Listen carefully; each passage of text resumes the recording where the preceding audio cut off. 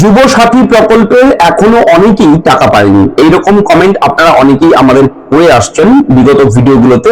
অনেকেই বলছেন দাদা আমি মার্চ মাসে টাকা পাইনি, কেউ বলছে এপ্রিলে টাকা পাইনি, আবার এমন আছে এপ্রিলে পেয়েছি মার্চে পাইনি, আবার কেউ বলছে মার্চে পেয়েছি এপ্রিলে পাইনি, আবার অনেকে 3,000 টাকাও পেয়েছে 2 মাসে মিলিয়ে।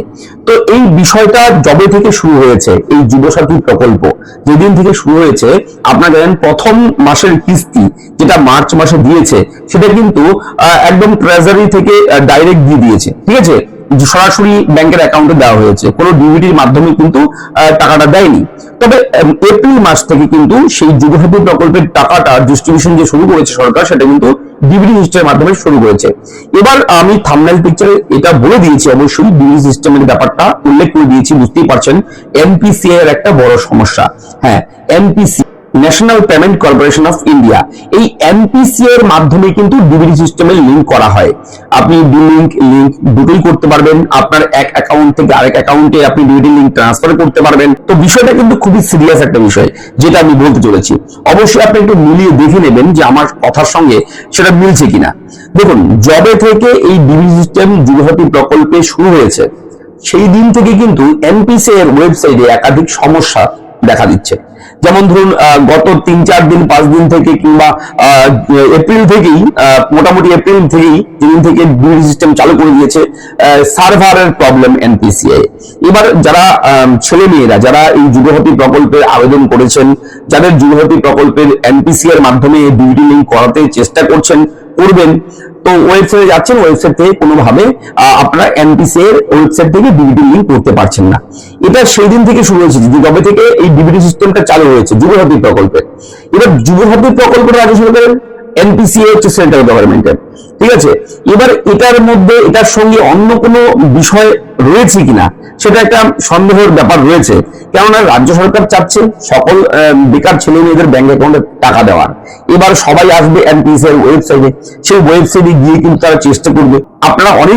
আপনারা যারা এখনো ডিবিটি লিংক করেননি ব্যাংকের সঙ্গে, কিংবা আপনারা যারা চেক করতে চান ডিবিটি লিংক আছে কিনা, সেটাও আপনি চেক করতে পারেন সেই ওয়েবসাইট থেকে। কিন্তু ওয়েবসাইটটাই এমন পরিস্থিতিতে রয়েছে, ঠিক আছে, যে ওয়েবসাইট অলরেডি আমি ট্রাই করলাম, ওয়েবসাইট খুলছে না। ওয়েবসাইটে যখনই ওপেন করছি ওয়েবসাইটে একদম সাদা হোয়াইট পেজ চলে এসছে, ওয়েবসাইটে কোনো কাজ হচ্ছে না।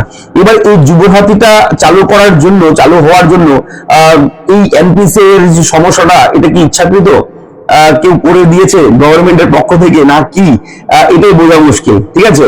এবার রাজ্য সরকারের হয়তো টাকাটা যাতে করে কেউ না পায়, যারা ডিবিটি লিংক করতে না পারে রাজ্যের ছেলে মেয়েরা, এনপিসিআই এর ওয়েবসাইটটা তাই সার্ভার ডাউন করে রেখেছে, এরকম হতে পারে মনে ধারণা আসছে এরকম, ঠিক আছে।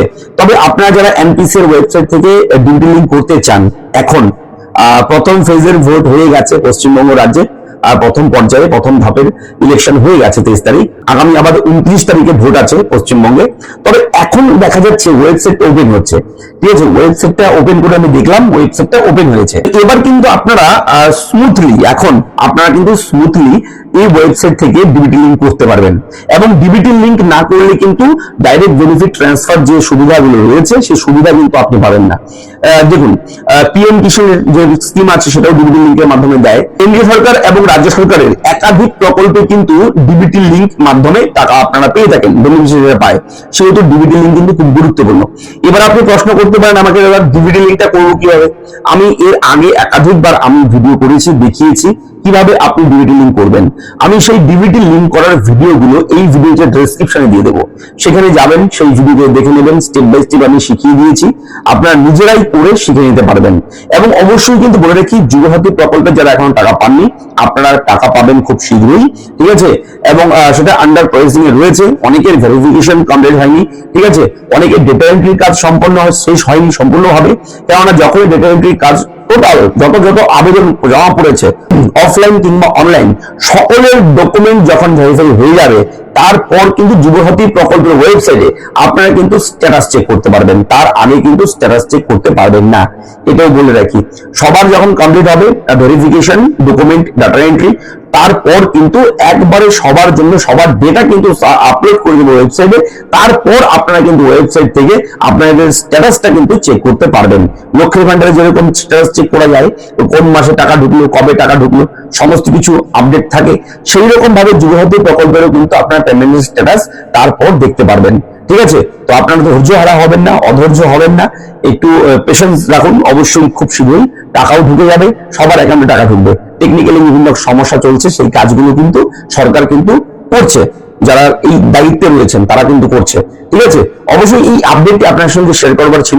এনপিসি এর ওয়েবসাইট মোটামুটি এখন ঠিক আছে, আপনারা চাইলে ডিবিটির লিঙ্ক কিন্তু করে নিতে পারবেন।